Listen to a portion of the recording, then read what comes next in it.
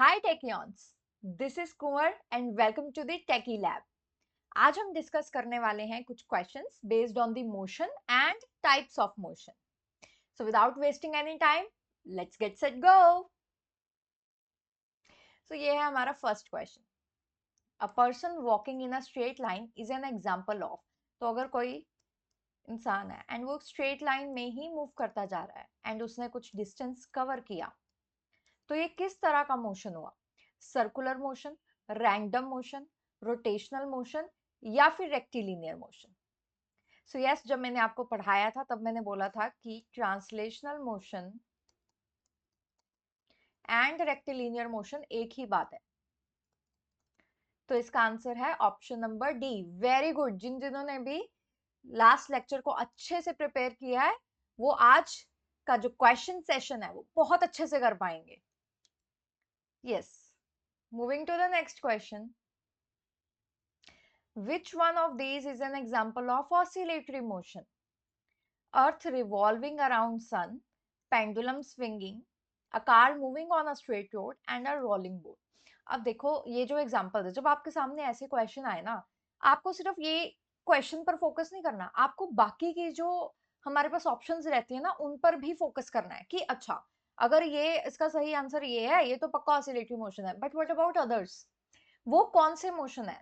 तो ऐसे क्वेश्चंस में से आप एक क्वेश्चन में से ही चार चार क्वेश्चन बना सकते हो। तो जब मैं ये कहती हूँ कि आपको बहुत सारे क्वेश्चन करने की नहीं, सिर्फ स्टार्टिंग में कुछ क्वेश्चंस करने की, बट उनको अच्छे से निचोड़ने की जरूरत है, तो मेरा मतलब ये है। Which of these is an example of oscillatory motion? Earth revolving around the sun. So if this is sun and this is earth and it revolves around, तो ये क्या हुआ? ये हुआ सर्कुलर मोशन। क्यों? क्योंकि एक सेंटर पॉइंट है, राइट, एंड वो उसके around with the same radius, even in elliptical, वो रिवॉल्व करता है। So this is circular.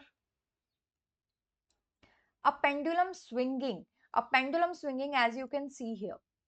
अब इसकी अपनी क्या है, एक देखो,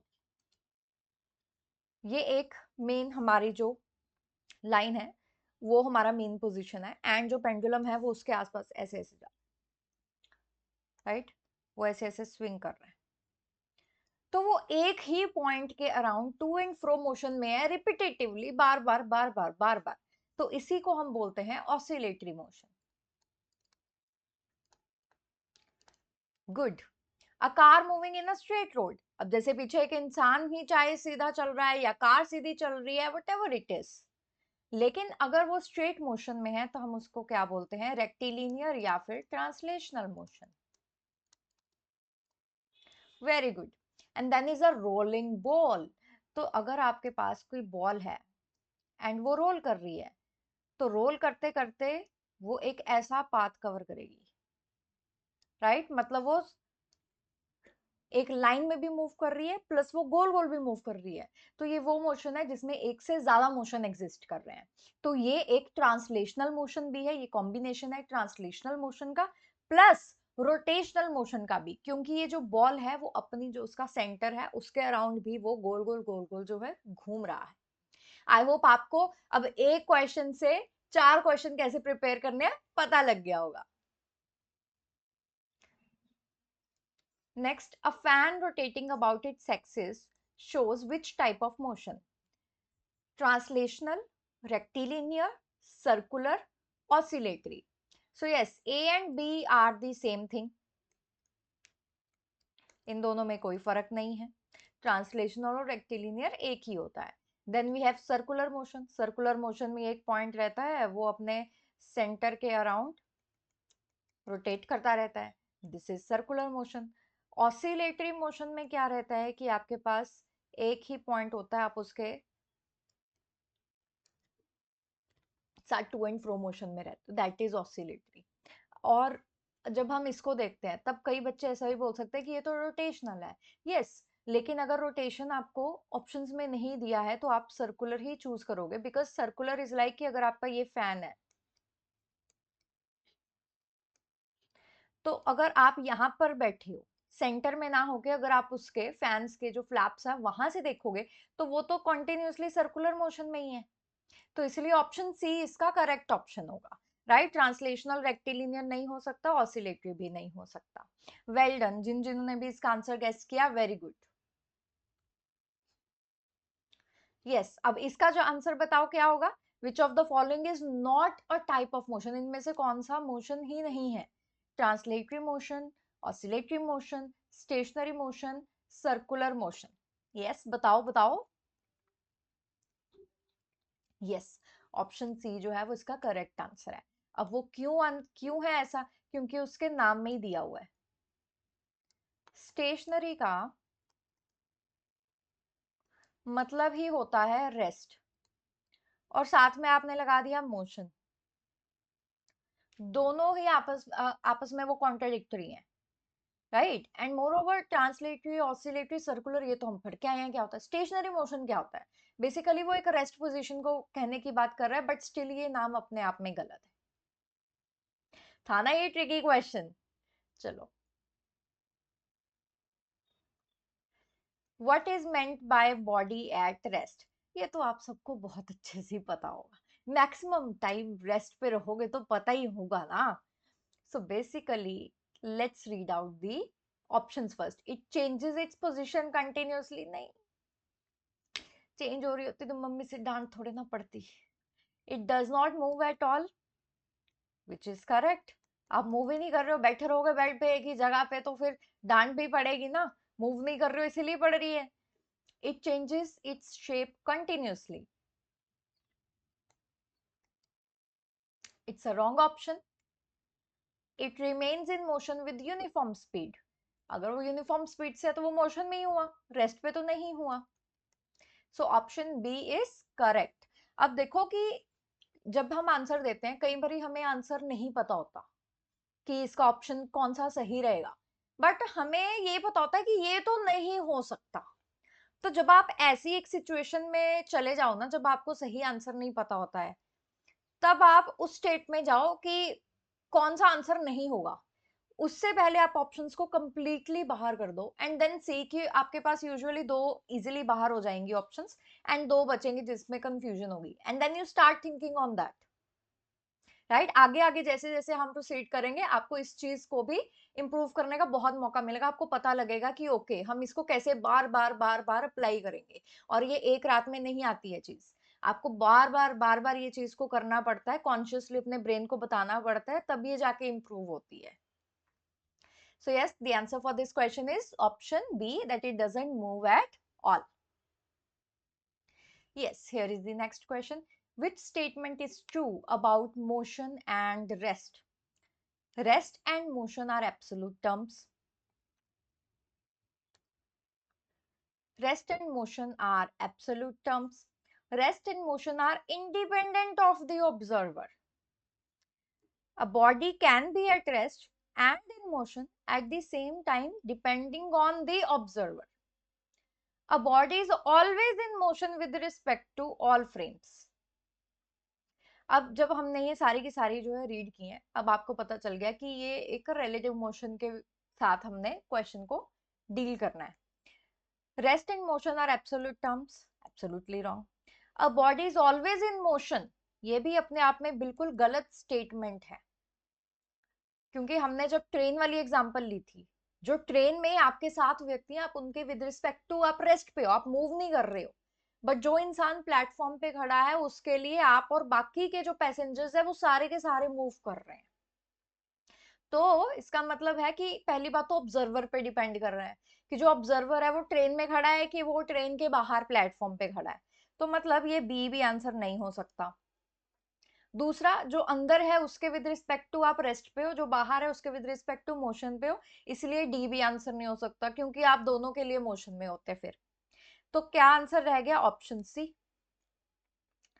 कि जो बॉडी है वो रेस्ट में भी हो सकती है, मोशन में भी हो सकती है, बट डिपेंडिंग कि कौन उसको कहां से देख रहा है। तो ये बहुत अच्छा क्वेश्चन है, आप इसको अच्छे से समझोगे तो आगे के जो क्वेश्चंस है उनको भी डील करना आपके लिए इजी होगा। So take a pause and understand कि हम इसमें क्या डिस्कस करने की, क्या एक्सट्रैक्ट करने की कोशिश कर रहे हैं। तो चलो चलते हैं नेक्स्ट क्वेश्चन तक। In which type of motion does a body move along a straight line? Again, ये क्वेश्चन हम पहले भी करके आए हैं. इसका आंसर क्या है? रेक्टिलिनियर मोशन या फिर translational motion. Yes, moving to the next. Which of the following is the best example of rotational and translational motion happening together? अब ये मैं नहीं बताऊंगी, पहले आप वीडियो को पॉज कीजिए एंड सोचिए इसके बारे में कि यहाँ पर क्या पूछने की कोशिश की जा रही है एंड आपको क्या जवाब देना है. यस, आपको दोनों मोशन चाहिए, रोटेशनल भी चाहिए, ट्रांसलेशनल भी चाहिए. ये कॉन्सेप्ट मैं अभी पीछे समझा के हटी हूं एक क्वेश्चन में.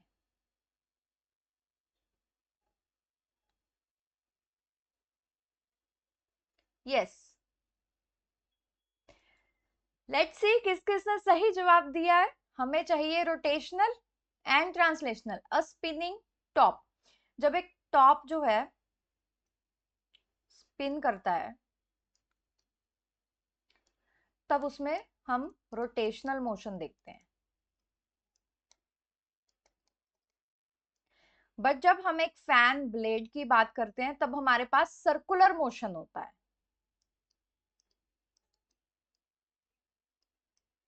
क्योंकि उसने ब्लेड की बात की है, तो यहां से देखेंगे हम motion.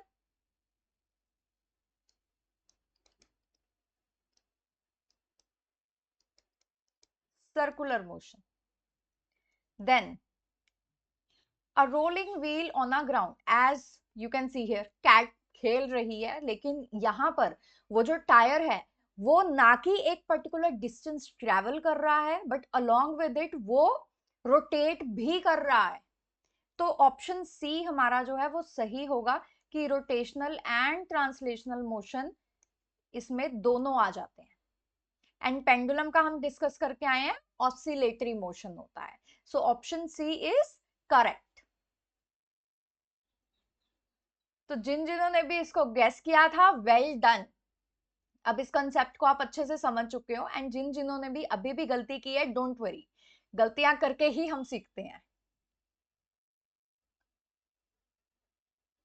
Next is explain how motion is relative with a real life situation involving two moving vehicles. अब देखो उन्होंने बोला मोशन इज रिलेटिव. अब हमें वही रेस्ट एंड मोशन का कंसेप्ट एक्सप्लेन करना है, बट कीपिंग इन माइंड कि हमें दो मूविंग व्हीकल्स को लेना है इस पूरी सिनेरियो में. तो क्या होगा कि जैसे ये कार ए है हमारे पास एंड ये कार बी है हमारे पास. इस कार में भी ड्राइवर है और इस कार में भी ड्राइवर है एंड ये दोनों सेम स्पीड से ही मूव कर रही हैं. तो जब ये दोनों सेम स्पीड से मूव कर रही हैं, जो ड्राइवर ए है उसके लिए ड्राइवर बी रेस्ट पे है, और जो ड्राइवर बी है उसके लिए ड्राइवर ए रेस्ट पे है. पर जो इंसान यहां पर रोड पे खड़ा है, ऑब्जर्वर सी, उसके लिए ए एंड बी दोनों ही मोशन में है. अब आप इसको अच्छे से एक्सप्लेन कर पाओगे, अच्छे से इसको फ्रेम कर पाओगे? चलो फटाफट वीडियो को पॉज करो एंड इसका आंसर अपने हिसाब से कैसे भी, जो भी माइंड में आ रहा है कि इसको कैसे फ्रेम करेंगे, वो लिखो. चलो चलो फटाफट.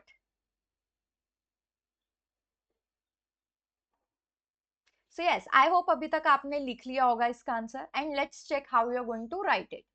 हम चाहते हैं क्वेश्चन का जो आंसर है वो बहुत बड़ा या लंबा खींचा ना हो. ठीक है, तो हम ये लिखेंगे कि हमारे पास दो कार्स हैं, साइड बाय साइड मूव कर रही हैं एंड सेम स्पीड पे मूव कर रही हैं.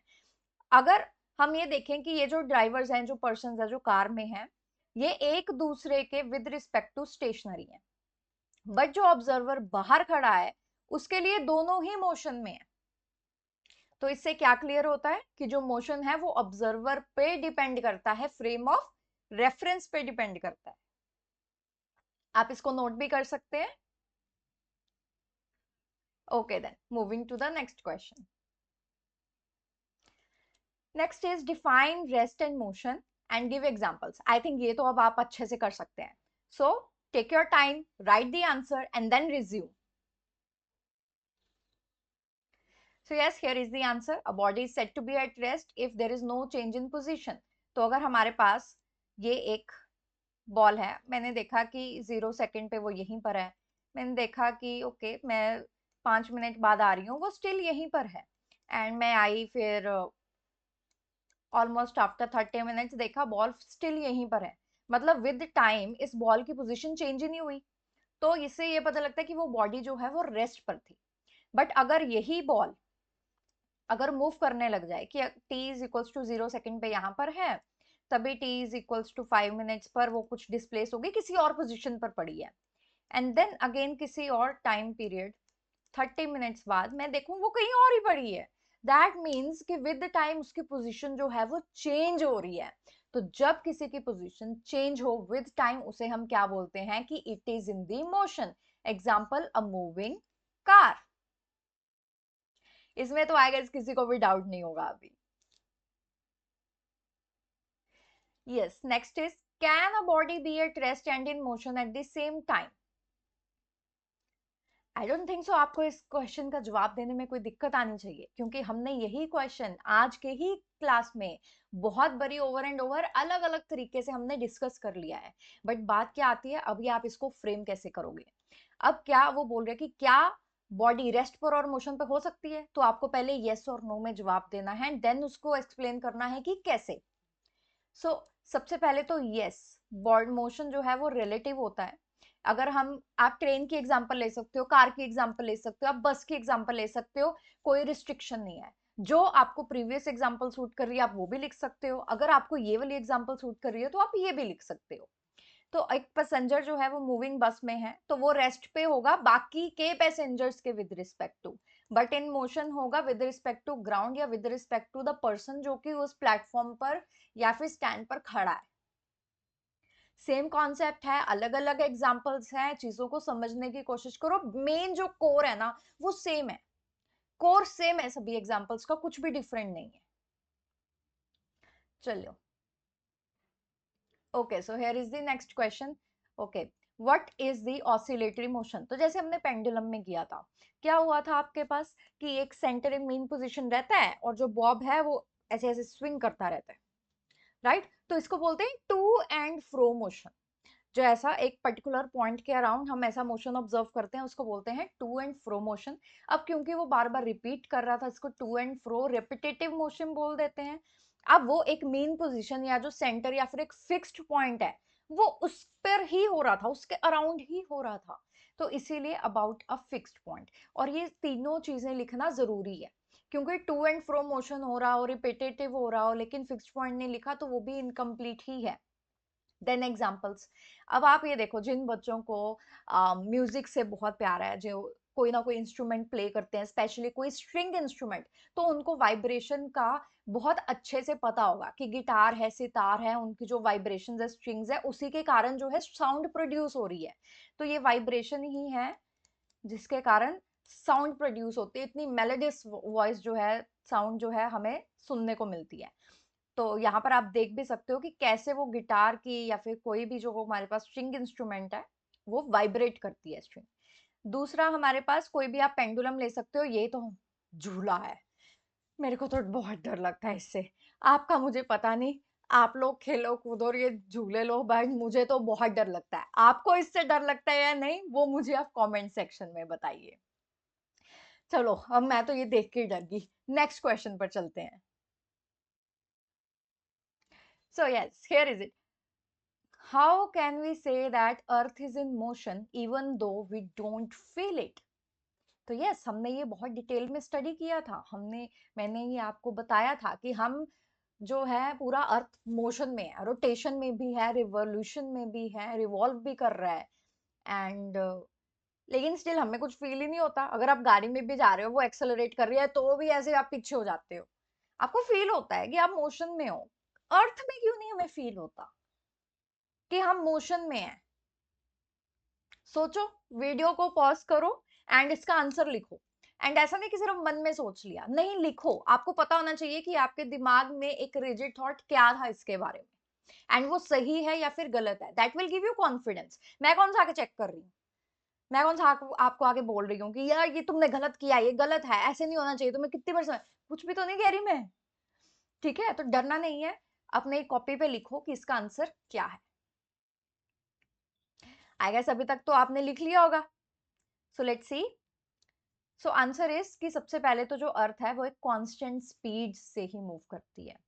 दूसरा, क्योंकि हम अर्थ के बीच में ही बैठे हैं, अर्थ मूव कर रही है लेकिन अर्थ पे ही है, तो हमें कैसे पता लगेगा, है ना? तो ये वही हमारी ट्रेन बस वाली जो एग्जांपल्स है, ये वही है। बस हम अभी थोड़े से बड़े ऑब्जेक्ट जैसे कि अर्थ की बात कर रहे हैं। तो यहाँ पर क्या होता है, जब हम अर्थ पे हैं, अर्थ मूव कर रहा है, हम भी मूव कर रहे हैं सेम ही स्पीड से, तो हमें रिलेटिव मोशन जीरो दिखता है।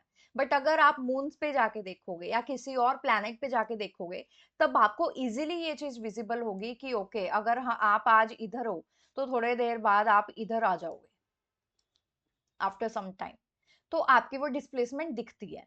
लेकिन अभी आप इधर हो, आप जो है वो अर्थ ऐसे रिवॉल्व कर रहा है, तो आपके विद रिस्पेक्ट टू आप एक दूसरे को आप रेस्ट पे हो, आप मूव कर ही नहीं रहे हो।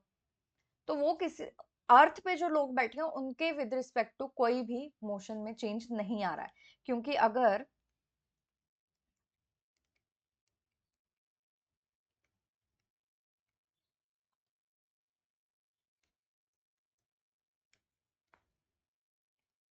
यस, अगर सपोज यहाँ पर एक इंसान है और यहाँ पर एक इंसान है, अब अर्थ मूव कर रही है तो ये दोनों भी तो सेम ही स्पीड से मूव कर रहे हैं, तो इन दोनों के विद रिस्पेक्ट टू जो है वो स्पीड हमेशा जीरो रहेगी। बट जो यहाँ पर इंसान खड़ा है, उसको क्या दिख रहा है कि ये जो लोग है वो उसकी तरफ आ रहे हैं with speed v। So this is the relative motion. Yes. Why is it important to specify the reference point while describing motion? अब मैं बोलूं कि ओके ठीक है कि अंजलि का जो घर है वो यहाँ से 5 किलोमीटर की दूरी पे है, तो जब मैंने ये लाइन बोली तो मैंने बोला वो यहाँ से 5 किलोमीटर की दूरी पे है। यहाँ से मतलब मेरे घर से। अगर मैं ये बोलूंगी कि ओके कि जो हमारे पास अंशुल है उसका जो घर है वो वहां से 5 किलोमीटर दूर है, तो वहां से मतलब मैं उसके लोकेशन से किसी और लोकेशन की बात कर रही हूँ। अगर मैं ये बोलूं कि ओके ठीक है कि जो मेरी दोस्त है उसका जो घर है वो मार्केट से 2 किलोमीटर की दूरी पे है, तो अब रेफरेंस पॉइंट जो मार्केट है, मेरा घर है, कोई थर्ड लोकेशन है, ये सारे क्या है, रेफरेंस पॉइंट है। अगर मैं सिर्फ ये बोल दूं कि अंजलि का घर 2 किलोमीटर की दूरी पे है, तो आपको कैसे पता चलेगा कि 2 किलोमीटर की दूरी पे है, लेकिन कहाँ से 2 किलोमीटर है? अगर आप सिर्फ अपने घर की लोकेशन देखें, आज आप गूगल मैप को ऑन करिएगा, गूगल मैप को ऑन करके आप देखना कि आपका घर की लोकेशन मार्केट से कितनी दूर है, बस स्टैंड से कितनी दूर है, रेलवे स्टेशन से कितनी दूर है। So this is your homework, this is a little activity जो आपको करनी है यूजिंग योर गूगल मैप्स। आपको ये देखना है कि आपका घर जो है वो कितनी कितनी दूरी पे है। आपको दिखेगा कि वो सब अलग अलग डिस्टेंसेस पे है, सभी का जो, क्योंकि रेफरेंस पॉइंट अलग हो गया है तो जो डिस्टेंसेस है वो भी अलग ही आ रहे हैं, चाहे आप अपने घर तक का ही डिस्टेंस देख रहे हो। तो इसीलिए ये बहुत जरूरी हो जाता है कि हम जो रेफरेंस पॉइंट है उसको स्पेसिफाई करें। अब उसको लिखना कैसे है वो आप देख सकते हैं कि जब हमारे पास रेफरेंस पॉइंट नहीं होगा हम पता ही नहीं लगा पाएंगे कि बॉडी ने अपना जो पोजीशन है वो चेंज किया है या फिर नहीं। Motion is not absolute, it depends upon observers position. हम अपने जगह पे कमरे में हम रेस्ट पे हो सकते हैं, बट अगर हम मून पे है तो अगर तुम कमरे में सीधा तुम लेटे भी हुए हो ना, सो रहे हो, 2-3 दिन के लिए सो रहे हो, तुम हिले ही नहीं अपने बेड से, तो भी तुम मोशन में होगे। बट किसके लिए? जो इंसान मून पर है, तुम्हारी मम्मी के लिए अभी भी तुम रेस्ट पे ही हो, तो खुश मत हो जाओ, या तो अपनी मम्मी को मून पे भेज दो। Yes, the next question is, can the motion of body be both periodic and circular? Well, this is a good question. सोचो, क्या कोई बॉडी पीरियोडिक भी हो सकती है? पीरियोडिक का मतलब क्या है कि वही सेम मोशन जो है वो कंटिन्यू हो रहा है आफ्टर सम टाइम टी, कि 2 मिनट बाद वही सेम मोशन रिपीट हो रहा है। वही अगर मैंने टाइम पीरियड बोला 4 मिनट, तो 4 मिनट, हर 4 मिनट बाद वही सेम मोशन जो है वो रिपीट होता रहेगा, that is periodic motion. Circular तुम्हें मालूम है कि ऐसे ऐसे। अब सर्कुलर का मतलब क्या हुआ कि अगर तुमने यहां से शुरू किया, तो अगर तुमने एक पर्टिकुलर टाइम पीरियड के बाद तुम वापस यहीं पर आ गए और फिर से तुमने वही सेम मोशन स्टार्ट कर दिया, सो this is periodic and circular. तो अभी इससे, इस इशारे से आपको क्लियर हो गया होगा कि क्या आंसर होगा। यस, जल्दी से मुझे कमेंट सेक्शन में बताओ फटाफट, क्या आंसर होगा। यस, अर्थ का मोशन या कोई भी प्लैनेट का मोशन सन के अराउंड, वो पीरियोडिक भी है और वो सर्कुलर भी है, because after a period of period वो अपने आप को रिपीट करता है। अब जैसे जो हमारा अर्थ है वो सन के अराउंड 365 डेज में, आप इसको अप्रोक्सीमेट लिख सकते हो, आपको जरूरत नहीं है कि 0.25 भी मेंशन करें, बस आपको ये लिखना जरूरी है कि after a certain time period वो अपने आप को रिपीट करता है एंड वो सर्कुलर मोशन में होता है। So this is how you have to write, to the point and crisp.